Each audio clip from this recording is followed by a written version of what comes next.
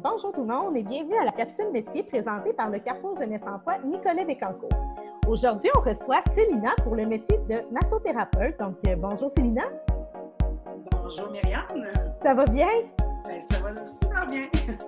Donc, aujourd'hui, on te reçoit. Merci beaucoup d'avoir accepté de participer à nos capsules métiers. Pour la première question, en fait, j'aimerais savoir, ça fait combien d'années à peu près que tu pratiques le métier de massothérapeute? En fait, c'est ça. Je suis massothérapeute depuis 4 ans. Je dirais que je le pratique plus intensément depuis 2 ans. OK. J'ai fini ma formation, ça fait 4 ans, en 2016. OK, ça fait 4 ans. Donc, techniquement, tu as le titre de massothérapeute depuis 4 ans. Exactement. Puis je fais des massages depuis 4 ans. Mais, comme je disais, c'est ça, plus intensément depuis... J'ai vraiment décidé là, d'en faire un métier là, plus intensément depuis 2 ans. OK, parfait. Super. Au niveau des études, pour être massothérapeute, ça ressemble à quoi? En fait, c'est une formation de 400 heures qui a beaucoup de théorie, mais beaucoup de pratique. Et donc, 400 heures qu'on peut suivre à temps partiel ou à temps plein. Temps plein, ça prend 3 mois. Temps partiel, ça va durer 1 an, de septembre à mai, par exemple.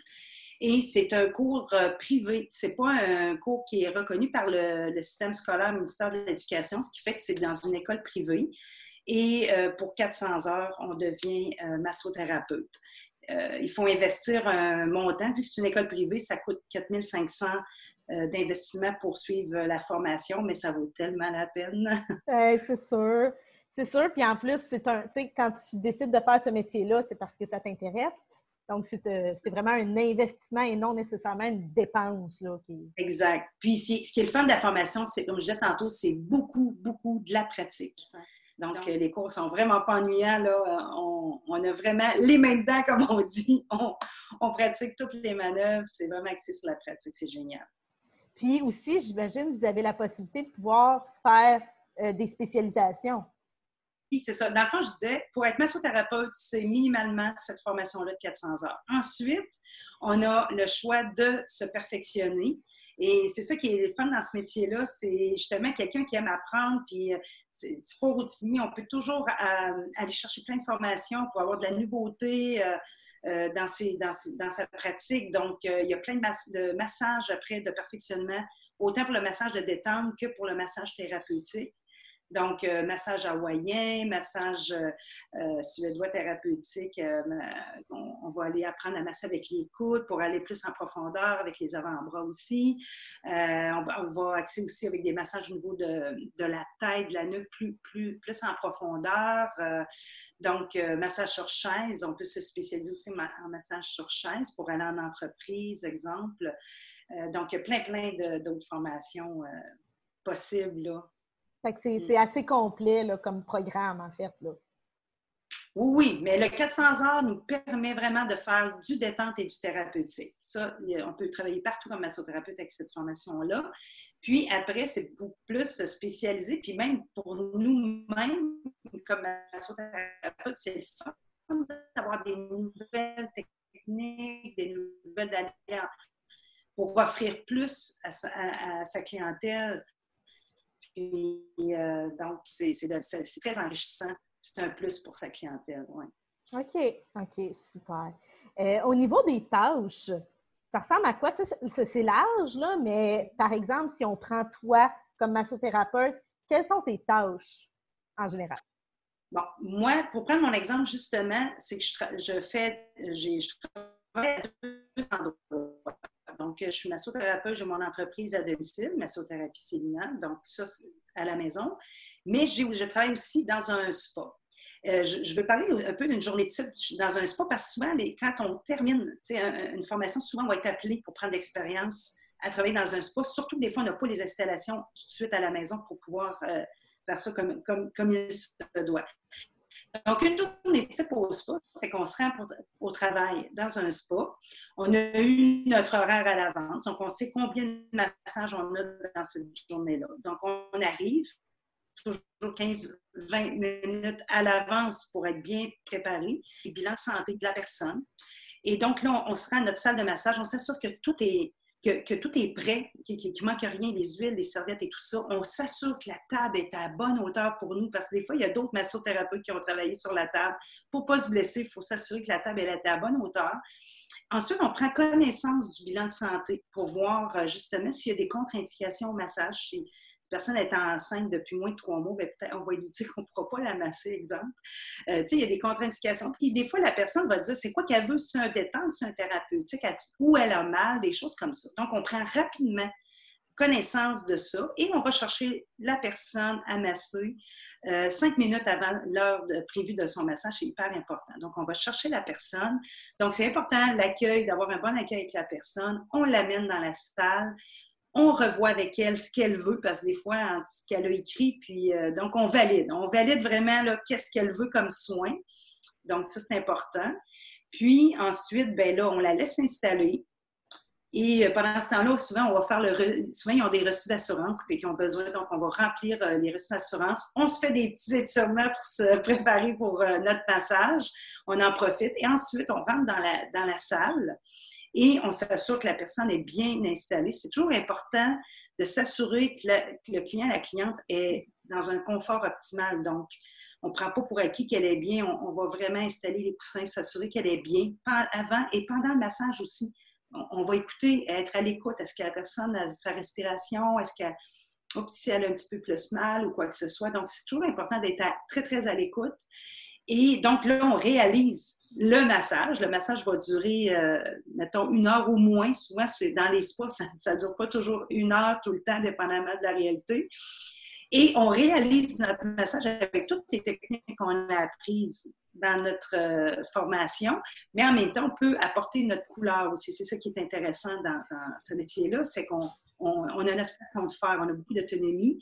Donc, on masse la personne, on termine toujours par la tête pour une plus grande détente.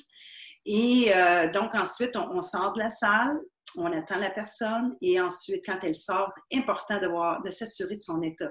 Donc, comment qu'elle est. Et aussi, on peut lui remettre des recommandations, proposer des étirements, dépendamment si elle avait des douleurs ou on a pu constater aussi des choses pendant le massage. Ça a réveillé peut-être des douleurs. Donc, on va peut-être aussi lui dire, en fonction de tout ça, des recommandations d'étirements ou d'exercices ou autres. Et c'est sûr que dans des spas, ce n'est pas nous qui donnons les rendez-vous. Donc, c'est sûr que là, on raccompagne la personne à la sortie. Et là, on se dépêche parce qu'on a un autre client à rencontrer. Donc là, c'est la course folle de retourner dans la salle. Et là, on enlève les draps, on enlève tout et on doit remettre des nouveaux draps propres et tout ça. Donc, on réinstalle rapidement. Il faut faire ça le plus rapidement possible, de tout mettre en ordre. Et après, ben là, c'est la même séquence. On consulte le bilan. Après, on repart préparer. Donc, il y a des gens qui prennent plus de temps à sortir de la salle. Il y en a des fois qui s'endorment quand on fait un détente. Hey, ça m'est déjà arrivé d'être obligé de cogner puis de dire à la personne, on laisse toujours quand même du temps, mais à un moment donné, ça m'est arrivé. C'est pas une salle pour faire une sieste. Non, mais pour se dire, là, ça m'est arrivé une fois de vraiment devoir intervenir. Mais c'est juste une fois, là, absolument. Mais il y en a qui prennent plus de temps. Et là, c'est là l'idée qu'on ne peut pas toujours aller chercher l'autre client 5 minutes avant. Parce qu'on a 15, il faut savoir qu'on a 15 minutes entre chaque client. On a 15 minutes. Donc, le temps que la personne sorte, le temps qu'on arrange ça, puis 5 minutes pour aller le chercher avant. Donc, c'est vraiment des fois une course contre la montre. Et aussi, il faut penser qu'il y a des gens qui sont en retard aussi. Il y a des clients qui sont en retard. Donc, ça c'est tout un autre volet, une autre gestion. C'est ça. Fait que après, ben, se sont fait des massages en continu. Souvent, on va avoir une pause après tant de massages. Ça, c'est le thérapeute, c'est le massothérapeute qui décide après combien de massages il décide de s'arrêter. Moi, personnellement, après 3 massages, je demande un arrêt de... En fait, c'est comme si je demande 15 minutes de plus à mon 15 minutes. J'ai une demi-heure, mais dans le fond, c'est plus que... Je demande un 15 minutes d'arrêt. Je demande un 15 minutes d'arrêt après 3 massages. Donc, mais il y en a des fois qui ne s'arrêtent pas, mais c'est à leur risque et péril, parce que je trouve que c'est très demandant. Puis, l'autre côté aussi, c'est que moi, par respect pour la personne que je masse, je veux être toute là pour la personne. Je veux être présente. Je veux que quand je vais faire réaliser mon massage, qu'elles sentent que je ne suis pas en train de penser à mon épicerie, puis, Ouais, puis en train de réaliser vraiment un massage technique. Je veux qu'elles sentent vraiment que je suis très, très présente à cette personne. Et puis pour ça, ben, c'est notre énergie, donc il faut ménager notre énergie. Puis moi, ben, après 3 massages, il faut vraiment que j'aille une pause, là, vraiment. Puis donc, c'est ça. Puis après ça, ben, on retourne à la maison. Et c'est vraiment par rapport à un spa, c'est pas mal, ça ressemblerait à ça. Généralement, les gens peuvent faire 5 massages dans le spa. Il y en a qui en font plus. Des fois, on peut être appelé pour faire juste 3 massages, dépendamment de l'ancienneté qu'on a quand on arrive dans un centre de santé. Il y a déjà d'autres massothérapeutes qui ont plus d'expérience, donc eux autres qui ont priorité sur l'horaire. Fait que ça peut arriver qu'on rentre pour 3 massages, pour 2 massages, ça peut arriver. Mais généralement, si on travaille les fins de semaine, on va travailler. T'sais, habituellement, on donne les fins de semaine pour être sûr de travailler quand on commence, parce que là, on va pouvoir réaliser 4, 5, même plus si on veut. Moi, personnellement, je trouve que c'est trop pour ma condition physique. Je trouve que c'est trop, mais il y en a qui vont le faire, là, 6, même 7 massages. Parce que c'est payé par massage, dans le fond. La paye, là, c'est Exactement. pas par heure, mais par massage. Exactement. Donc, au niveau du salaire des massothérapeutes, c'est pas un salaire d'employé à l'heure. C'est vraiment, on est payé, on est considéré comme travailleur autonome et on est payé tant du massage. Donc, quand on commence, c'est une moyenne. C'est au moins 20$ par massage, mais c'est plus rare 20, là. Mais ça existe. Je dirais en moyenne, quand on commence, c'est 25 à 30 ou 30. On peut avoir 30$ par massage. C'est pas mal le top quand on commence 30$ par massage, par contre. Okay. Généralement, c'est 25$ qu'ils vont donner par massage quand on commence. Donc, et là, le temps, on a dit, là, 15 minutes, là, entre les clients, on n'est pas payé. C'est vraiment, tu as eu 5 massages dans ta journée. Exemple, moi, 5 massages, là, c'est que je suis rentrée à 10 heures, au moins à 10 heures, puis j'ai fini à 5 heures. Puis j'ai fait 5 massages. Parce que j'ai fait 2 massages le matin, j'ai dîné, il y a eu un temps pour dîner, puis c'est correct, 2 massages, on a quand même une pause parce qu'après, on en enligne 3. Puis après ça, 3 massages. Fait que ça fait une journée de 10 à 5, puis j'ai fait 5 massages. Fait que si on a 30$, exemple, ça fait 150$ cette journée-là. Il faut savoir que dans les spas, les gens donnent du pourboire. Il y en a beaucoup qui vont donner du pourboire. Fait que ça, c'est sûr que ça vient... Si on fait une bonne job, on a un bon service à la clientèle, on va avoir du pourboire, puis ça vient vraiment faire un bonus. C'est une satisfaction parce qu'on sait qu'on a fait une bonne job, on va avoir... du pourboire à ce moment-là. Et c'est ça, c'est important d'être présent. La personne le sent quand on fait un bon massage et qu'on est tout là pour la personne. Donc, fait que ça, on peut bonifier notre revenu. En moyenne, les massothérapeutes, ils vont dire au niveau de l'information du marché du travail, c'est entre 25 et 30 000 par année. Parce que, tu sais, c'est un spa... Tu ne travailles pas 7 jours sur 7. Il n'y a pas des clients. Tu sais, quand tu es dans un spa, tu n'auras pas de job pour faire... De toute façon, il ne faudrait pas faire 40 massages une semaine non plus. Seigneur, c'est trop difficile. Mais tu sais, généralement, il faut s'attendre à un salaire comme ça. Ça, c'est quand on est dans un spa. Si on travaille à la maison, ben, la moyenne, c'est 60$ pour un massage d'1 heure. En moyenne, c'est ça. C'est 60, c'est ça pour un massage d'1 heure. Donc, ça, c'est si on est à la maison. Mais il faut penser, si on est à la maison, on peut avoir à louer un local pour aller masser. C'est sûr que ton 60, il n'est pas nécessairement net parce que là, toi, tu as à fournir ton huile, tes draps. Tu fais aussi dans les tâches que tu as à faire ton lavage parce que dans les spas, tu n'as pas à laver rien. Tu fais juste enlever, remettre, mais tout est propre. Tandis que chez toi, il faut que tu laves. Donc, c'est du temps de... Il y a les coûts aussi reliés au nettoyage là, de la literie, si on peut dire ça comme ça, puis le coût des huiles et tout ça, le chauffage et tout ça. Donc, il y a des dépenses. Fait que c'est 60, mais tu as aussi beaucoup de dépenses reliées au développement de ton entreprise aussi, tout ce qui est aussi de faire la promotion et tout ça. Oui, c'est ça. Exact. Il y a beaucoup de choses à penser. Il ne faut pas dire, mettons, ben mettons, comme on disait tantôt, 25$ pour un massage, mais si tu es à la maison, tu as des dépenses que tu n'aurais pas en spa, mais en spa, tu as aussi des conditions que tu n'aurais pas à la maison. Donc, il faut peser les pour et les contre. Là. En plein ça, exactement. C'est sûr que l'idéalement, c'est d'avoir un local à la maison qui permet, tu sais, qu'un local qui est indépendant, tu sais, qui assure une confidentialité pour la clientèle, qui est un peu indépendant de ta maison. Et là, c'est sûr que là, tes dépenses sont moindres parce que ça fait, tu sais, c'est plus absorbé par la maison. Toutes tes dépenses usuelles de taxes de maison et tout ça, c'est sûr que c'est mieux que d'aller payer un local à l'extérieur. C'est sûr que si on a à payer un local à l'extérieur, il faut vraiment s'assurer de monter une clientèle. Souvent, les gens vont se monter une clientèle avant de faire ça parce que le local, il faut le payer, là, puis c'est des frais Oui, fixes. Donc, c'est plus de sous, là. C'est plus d'investissement, c'est ça. Effectivement. Des fois, les gens vont charger plus cher quand ils sont en clinique indépendante comme ça parce que, justement, pour un peu absorber, des fois, on peut avoir des différences de 10 de l'heure de massage à cause de ça. À la maison, des fois, on peut se permettre, au lieu de, exemple, 70 bien, on va charger 60 à la maison, puis ailleurs, des fois, ils vont charger 70 pour un massage d'une heure pour compenser ces frais-là. OK. Puis tantôt, on parlait des tâches, là, mais aussi, il faut penser qu'à la maison, tout ce qui est comptabilité, tout ce qui est lavage, comme on disait, là, c'est des tâches qui se rajoutent, qu'il n'y a pas nécessairement dans les spas. Exactement. Donc, c'est ça. Là, je parlais du spa. Fait que, à la maison, bien, c'est sûr que pour tout ce qui est réalisation du massage, on s'entend accueillir le monde, c'est la même chose. La seule affaire, c'est que ce qu'il y a de plus, c'est toutes les tâches administratives. Donc, c'est toi qui prends les rendez-vous, c'est toi qui organises ton horaire, fait qu'il y a du temps à consacrer à planifier ta semaine, prise de rendez-vous, suivi, parce que des fois, les clients te rappellent pour avoir un déplacement de rendez-vous, ils sont malades ou quoi que ce soit, il y a tout ça. Il y a toute, justement, la comptabilité, les achats de matériel, ton renouvellement de tes huiles de massage, tout ça. Donc, tous tes achats, faire ta comptabilité, faire toute ta promotion. On parlait tantôt si on fait une promotion sur Facebook, de tout alimenter, tout le côté marketing promotionnel.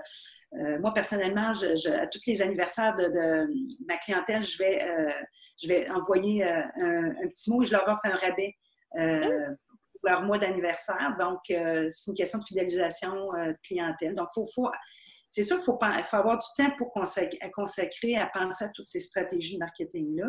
Donc, tout ça. Et le lavage, oui, effectivement. C'est sûr que le lavage, c'est moins pire parce que je me dis, quand on va travailler dans un spa, il y a le temps de déplacement au spa aussi, aller et revenir, qu'on n'a pas quand on est à la maison. Fait que, tu sais, ça, je pense, ça se compense très bien par rapport au fait qu'on n'a pas à se déplacer. Mais je pense que c'est vraiment tout le côté administratif, là. Puis, il y a aussi le fait que quand tu vas travailler au spa, c'est pas toi qui es allé chercher les clients. Tu vas travailler parce qu'il y a des gens. Le spa, c'est organisé pour t'amener de la clientèle.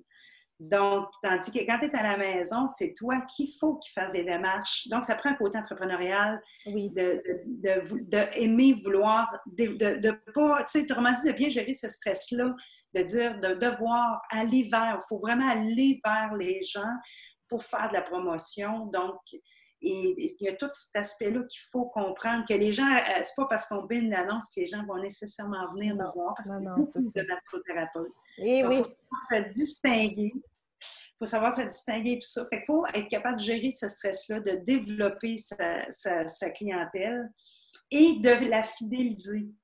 Donc, il y a un élément peut-être important que je pourrais apporter, qui est peut-être différent dans le spa, c'est encore plus stressant. Bien, c'est relatif, là, parce qu'on chacun on gère ça, mais le niveau de stress est plus élevé à la maison d'être sûr que la personne a été satisfaite de son massage que dans un spa. C'est important dans le spa tout le temps, c'est sûr, mais souvent dans le spa, c'est des gens qu'on ne verra pas nécessairement. Okay? Dans les spas, des fois, c'est des gens qui viennent de l'extérieur, ils vont venir une fois, sont en vacances tourisme et tout ça. Des fois, il y a des gens qui reviennent, mais pas tout le temps. Moi, je trouve ça tout important de donner le maximum de service à la clientèle. Je l'ai dit tantôt, de toute façon, pour notre satisfaction personnelle, on va aussi dans les spas, on va avoir du pourboire en fonction de ça aussi, mais c'est pas juste une question d'argent, c'est une question aussi que ça arrive que la personne revienne. Elle peut peut-être revenir dans 6 mois, puis elle va nous demander. Moi, ça m'est arrivé souvent qu'ils me disent « Hey, je peux-tu te demander si je reviens? » Oui, mais la personne, elle vient de Montréal, elle vient de l'extérieur de la région.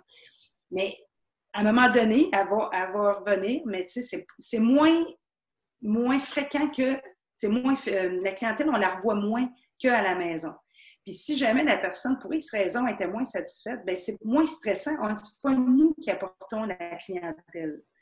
Donc, à la maison, il faut être sûr, le niveau de stress est plus élevé, d'être sûr que la personne est satisfaite de son massage. Donc, il y a cet élément-là, fidélisation de la clientèle, qui est plus, quand on est travailleur autonome, qui est plus important. Oui, effectivement, c'est important parce que c'est ça qui te permet aussi d'avoir une certaine stabilité aussi dans tes revenus. Oui, tout à fait, parce que puis c'est du bouche-à-oreille beaucoup. Hein. Quelqu'un qui est satisfait va parler de toi. Il y a beaucoup de bouche-à-oreille dans ce milieu-là. Dans tous les soins personnels, que ce soit la coiffure, l'esthétique, la massothérapie, c'est souvent, ça marche par contact. Donc, effectivement, si la personne était satisfaite, elle va parler, puis ça va nous permettre d'assurer une stabilité. Parce qu'effectivement, il y a l'incertitude financière qui est je veux dire, dans les points négatifs du métier, c'est l'incertitude financière. Si on est à son compte, l'incertitude financière est beaucoup plus élevée. Quand on est dans un spa, elle est présente quand même. Parce que quand on commence, je disais tantôt, c'est qu'il y a du monde, ça fait plus longtemps qu'ils sont là. On n'est pas sûr de tout le temps avoir des heures de massage. Pour ça, c'est hyper important de donner des disponibilités la fin de semaine. Et les jeudis soir, vendredi soir, fin de semaine, là, il faut vraiment être prêt à faire ça dans un spa au début parce que sinon, on n'en aura pas on ne travaillera pas. Donc, pour un peu amenuiser l'incertitude financière, il faut donner ce temps-là. Mais il faut savoir aussi que dans les spas, il y a des temps morts dans l'année. Il y a des périodes qu'il y a une baisse d'achalandage. Donc, ça peut arriver que ce n'est pas des revenus tout le temps stables, constants qu'on peut avoir. Donc, il faut être capable de vivre avec ça. Mais c'est pire comme travailleur autonome. Il faut avoir un peu plus... faut juste comme être conscient de ça pour dire est-ce que je suis capable de gérer ce stress-là? Si c'est plus difficile pour moi, ben, je suis peut-être mieux de travailler dans un spa, puis le temps de me faire connaître et tout ça. Effectivement. Ensuite, j'aimerais savoir les attitudes professionnelles qu'il faut avoir dans ce métier-là. Ça serait lesquelles? Bien, déjà, en parlant tantôt, j'en ai nommé plusieurs. Je dirais la première chose, l'entre-gens, savoir accueillir les gens avec un sourire, être chaleureux, c'est hyper important. Donc, savoir communiquer, parce que la personne, je disais tantôt, on regarde c'est quoi son besoin, donc il faut être capable aussi de lui dire, d'avoir des bonnes communications, qu'elle comprenne vraiment qu'est-ce qu'on va faire qu'on va donner comme soin. Mais encore plus important, savoir écouter.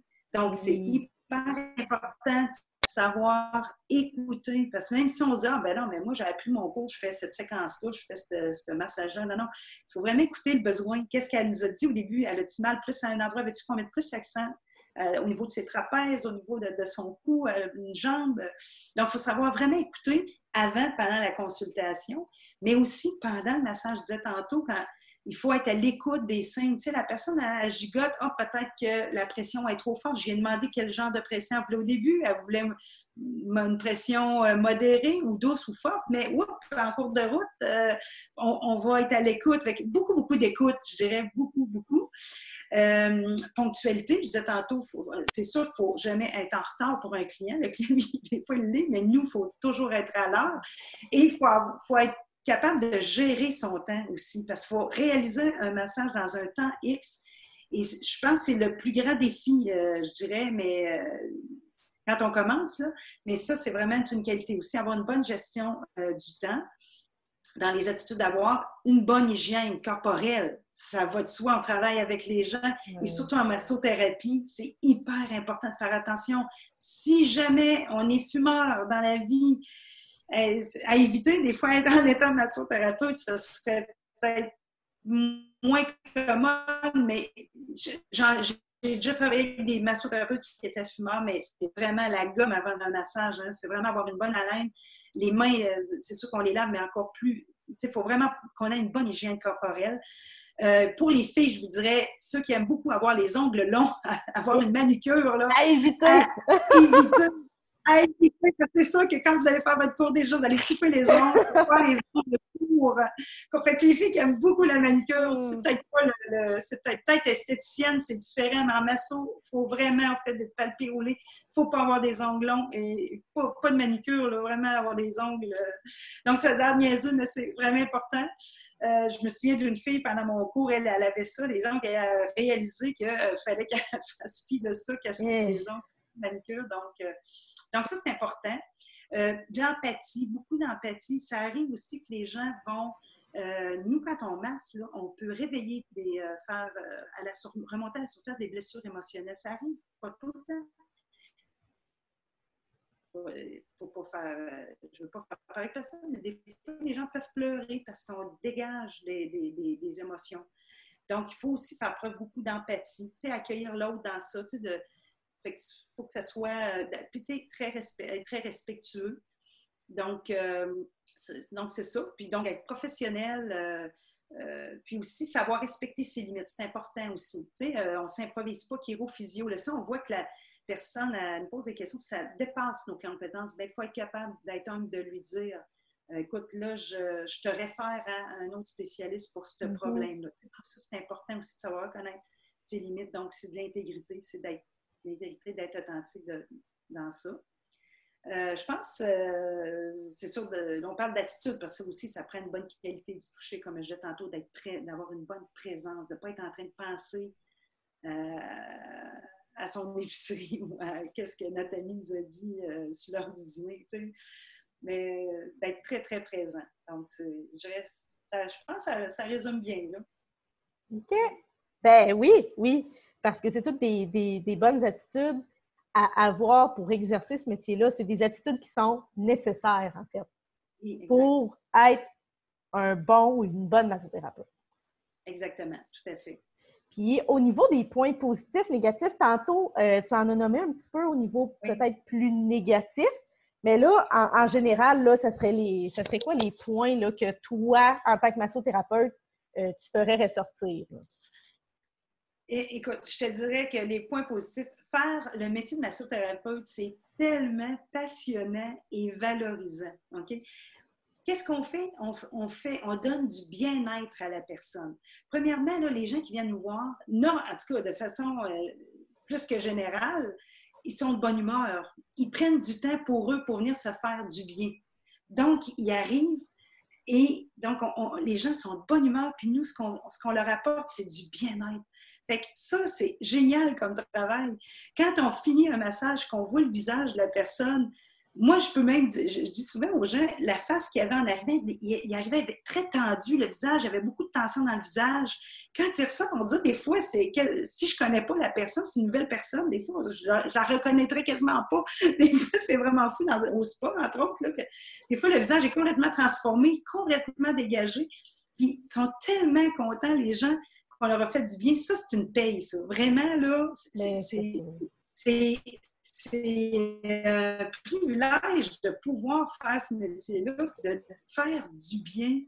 Je dirais que c'est dans les gros points positifs. En plus, on travaille dans une ambiance relaxe, la belle musique. Moi, je travaille beaucoup avec tous les sens. Donc, quand c'est à la maison, avec l'aromathérapie, donc ça sent bon. On entend de la belle musique. On travaille dans un environnement relax, tamisé, zen. C'est génial. Et aussi, c'est que ça nous met en forme. On disait tantôt, il faut faire attention à notre santé, faut se ménager. Mais en même temps, travailler en massothérapeute, c'est s'assurer, si on fait attention, c'est de s'assurer une bonne santé. Parce qu'on est plus conscient de notre santé aussi quand on est massothérapeute, forcément. Puis en plus, c'est que de bouger, on sait que de travailler debout, toujours en mouvement, c'est hyper bon pour la santé. Nous-mêmes, on active notre circulation sanguine, on améliore toutes nos... on s'évite des problèmes d'articulation, tout ça. Comme je disais, avec une bémol, si on exagère, ça, c'est une autre histoire. Mais de façon générale, ça nous met en santé de faire de la massothérapie. Donc, c'est une grande autonomie aussi. C'est nous autres, c'est nous qui décidons comment qu'on travaille quand même. C'est pas cadré précis. Là, les manœuvres, on peut apporter de la créativité. Donc, ça nous donne une grande autonomie, une grande flexibilité au niveau des horaires. C'est pas une job qu'on fait de 8 à 5 nécessairement. On peut travailler le soir, une journée c'est le soir, une journée c'est le jour. Fait que ça apporte une grande flexibilité. Donc, au niveau des horaires, qui est vraiment génial, c'est pas routinier. C'est pas routinier parce que même si les manœuvres, des fois, on fait les mêmes manœuvres, il n'y a pas une personne pareille. On est toujours en mouvement. Donc, c'est ça. Puis, ce que je disais tantôt aussi, c'est qu'on a l'occasion de se perfectionner dans ce domaine-là. c'est pas statique. On a tout le temps des nouvelles formations qu'on peut aller chercher pour justement briser la routine puis dire, attends, je vais faire des nouvelles manœuvres, ça va briser. Parce que où il y a de la routine, c'est dans les manœuvres qu'à un moment donné, c'est sûr qu'on fait 3 massages de suite, à un moment donné, ça se ressemble. Là. À un moment donné, on vient qu'on fait la même chose. Mais si on use de beaucoup de créativité, on n'est pas obligé de faire tout le temps la même façon. On peut changer notre séquence, surtout quand on prend l'assurance et l'expérience. Bien, c'est sûr que là, on peut se permettre encore plus de créativité, puis c'est vraiment génial. Puis effectivement, puis tu parlais de routine, tu sais, c'est un bon métier aussi pour concilier travail-famille. Tu sais, le fait que justement, ça ne soit pas nécessairement du 8 à 5, tu peux un peu choisir ton horaire. Donc, ça peut permettre une belle conciliation, là. Tout à fait. Exactement. Vraiment. Puis si on est à son propre compte, bien, il y a toute la fierté aussi de développer une clientèle, tout ça. Il y a ça aussi là, qui est ajouté. C'est normal d'être fier aussi quand on bâtit notre entreprise, parce que ça reste une entreprise. Oui, exactement. Okay. Mais je disais, même si quelqu'un dit, moi, je n'ai pas le profil entrepreneurial, je veux travailler dans les spas, c'est vraiment intéressant. Là. Vraiment, c'est faire du bien aux gens là-bas. Si c'est ça si on aime travailler avec les gens, on veut leur faire du bien, puis moi, vraiment, il faut être kinesthésique, il faut aimer toucher. Si on a ça de réuni, c'est sûr qu'on va aimer faire ce métier-là. Exact. Puis, j'aimerais préciser aussi, c'est important de ne pas être, comment on dit ça, dédaigneux, si je pourrais dire. Tu sais, justement, il faut être kinesthésique, il faut aimer toucher, mais il ne faut pas être dédaigneux aussi parce qu'on ne connaît pas l'hygiène des gens. Oui, dans les points négatifs, c'est vrai, tu sais, dans les points négatifs, c'est ça, il faut pas être, effectivement, il ne faut pas être dédaigneux, malgré que moi, j'ai été chanceuse jusqu'à maintenant, ça ne m'est jamais arrivé, de peut-être une fois dans un spa, c'était au niveau des pieds de la personne qui avait une certaine odeur et tout ça. Ça m'est arrivé une fois. Mais tu sais, c'est tellement, tu sais, c'est pas 50% du temps, là, je vous dirais peut-être 3%, 2%. Dans mon cas, peut-être qu'il y en a qui sont moins chanceux, mais par contre, exemple, là, quand on fait un dos, c'est sûr qu'il y en a qui peuvent avoir des boutons dans le dos, tu sais, il ne faut pas être dédaigneux, c'est certain, tu sais, quand même, tu sais, je veux dire, quelqu'un dit à moi quand... S'il y a des boutons, mais si quelqu'un a une bonne hygiène corporelle, ça dépend de chacun. Moi, c'est les odeurs. Moi, c'est ça ce qui va plus m'irriter. Et je priais le ciel de dire, moi, c'est ça. Moi, c'est les odeurs. Je suis très, très olfactive. Pour ça, je fais de l'aromathérapie. Mais c'est sûr, si quelqu'un, dans même mes jobs avant, quelqu'un qui sent pas bon, c'est sûr que je vais lui dire. Je vais dire à la personne, moi, à la maison, j'ai une douche. Fait que c'est sûr que j'inviterais la personne à prendre une douche, ça, c'est certain, parce que je serais incapable de masser si vraiment ça serait... Moi, c'est vraiment au niveau des odeurs. Dans un spa, ben là, je sais pas, ça m'est pas arrivé. Ça m'est pas arrivé, mais dans un spa, les gens ont pris là... Souvent, ils ont été dans les spas et tout ça, ils sont souvent, ils vont... Habituellement, les gens, ils ont quand même une bonne hygiène quand ils viennent dans un spa, fait que ça m'est pas nécessairement arrivé. Je pense que ça arrive plus en clinique de physiothérapie. Ça, les gens que j'ai entendus, ceux qui travaillent dans les cliniques de physiothérapie, ça peut peut-être un peu plus arriver. OK. Donc, mais moi, en tout cas, moi, j'ai été chanceuse, mais effectivement, il ne faut pas être dédaigneux. Ça, c'est certain. Dans les spas, c'est juste qu'il faut être prêt à travailler fin de semaine. C'est sûr que ça, l'été, c'est un peu plus difficile de dire, c'est un plus grand sacrifice de dire en période estivale, d'être obligé de travailler fin de semaine. Mais si on veut vraiment travailler dans les spas pour commencer, il faut faire ce sacrifice-là. À un moment donné, on va monter dans l'ancienneté, puis là, on va pouvoir travailler 2 jours sur semaine, mais c'est vraiment le sacrifice à faire. Puis dans les spas, bien, c'est sûr que, dépendamment, il y a des gens qui ça ne leur dérange pas de jamais revoir le même monde. Des fois, il y a mieux ça. Donc, ça peut être un avantage ou un inconvénient. C'est dépendamment de... Puis à la maison, y a-t-il des points négatifs? Bien, dans le fond, il y a moins. Moi, je trouve qu'il y a moins de points négatifs que travailler dans un spa parce que toute la question bon, déjà, on ne travaille pas quand on travaille à la maison, on n'a pas à travailler les fins de semaine. Moi, je le fais le samedi matin par choix, puis j'aime ça. Mais, tu sais, généralement, là, c'est sur semaine quand on est à la maison. Fait que ça, c'est un avantage de ne pas être obligé de travailler les fins de semaine. Donc, il n'y a pas de côté négatif. L'autre point qu'on n'a pas le côté négatif, c'est qu'on peut prendre du temps avec les clients. Souvent, moi, ce que je trouve dans les spas, c'est que t'as pas, tu sais, la consultation, tu fais ça en 5 minutes, même moins. Là, c'est vraiment rapide. Là. Donc, on a moins de temps. On a plus de gestion de temps aussi. Tu sais, des fois, il faut que tu coupes ton massage. La personne est arrivée en retard. Là, tu pédales pour arriver dans les temps. Puis la personne, elle va retenir à la fin si elle a eu un bon massage ou pas. Fait que c'est vraiment, tu pédales plus. Là. Donc, à la maison, si la personne est arrivée 5 minutes en retard, là, même 10 minutes, là, souvent, la personne va te dire, j'ai un contretemps, je vais arriver 10 minutes. Mais à la maison, on gère notre horaire. Moi, je ne mets jamais ça serré. Fait que c'est pas un problème. Puis la personne, là, je vais lui donner son heure pareil. Fait que c'est beaucoup moins stressant. Moi, je pédale moins essayer de faire en 50 minutes ce que j'aurais dû faire en 1 heure. Fait que, il y a beaucoup d'avantages à être à la maison. Je l'ai dit tantôt, le désavantage avec à son compte, c'est le stress financier. C'est beaucoup plus ça. Ouais. Puis toute la question le suivi administratif, la comptabilité, moi je déteste ça, ces affaires-là. Moi, c'est le bout, c'est plus le bout que j'aime moins. Puis, je suis moins réseaux sociaux, là, je suis obligée par la force des choses, mais tu sais, c'est un apprentissage pour moi. Je le vois comme un apprentissage, mais ça, c'est...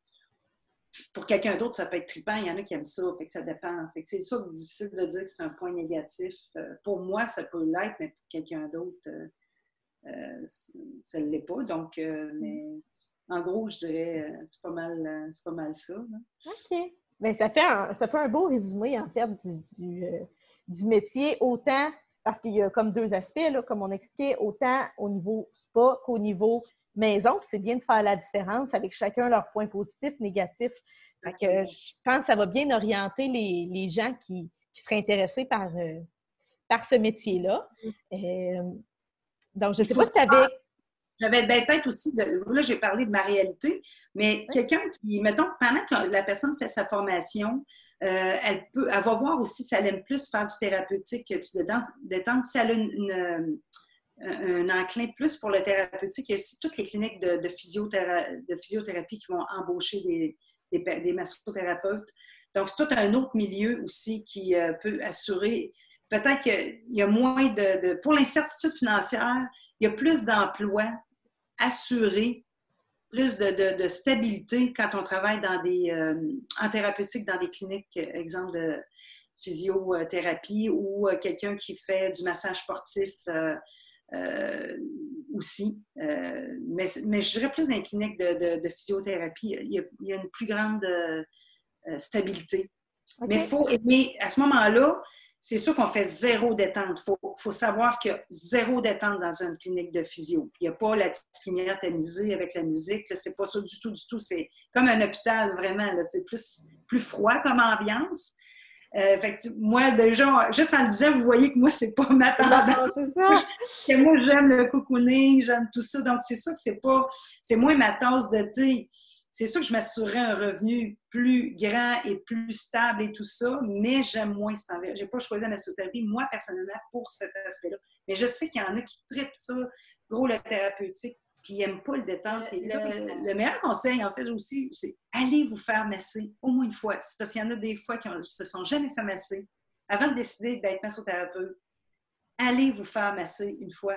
Vous allez voir, c'est un meilleur moyen de voir si déjà une bonne partie de voir si vous aimeriez ça, parce que vous allez ressentir c'est quoi. Puis moi, j'adorais me faire masser. Et quand j'allais me faire masser, je me voyais à la place. Autant j'aimais recevoir le massage, mais je me voyais aussi à la place de la personne qui massait. Donc, c'est une belle façon d'aller, de connaître ça, c'est de recevoir des massages. Puis c'est le fun de voir de la manière dont tu en parles de ton métier. On voit que ça te passionne, on le voit que tu aimes ça, prendre soin des gens. Donc, c'est des gens un peu comme toi